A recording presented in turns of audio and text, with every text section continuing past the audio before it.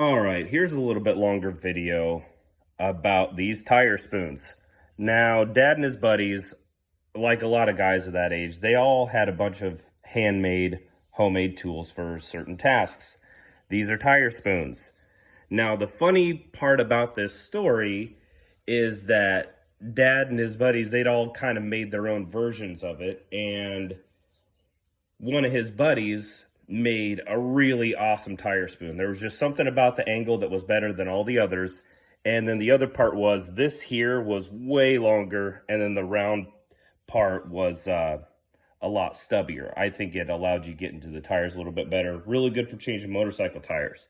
But everybody that you have, you kind of have a dynamic with. And Dad's dynamic with this particular guy was the guy, younger guy than Dad.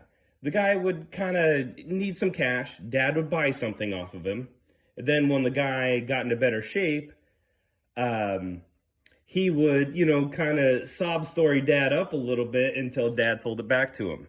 And this is tools and, other cartridge oriented items. And except for the tire spoons. I remember Dad specifically saying, "That's a really great tire spoon. Randy isn't getting that one back." Randy was the guy's name, who is actually an amazing fabricator. But as I'm looking at these tire spoons, I think Dad did give it back, which that is a very Dad thing to do.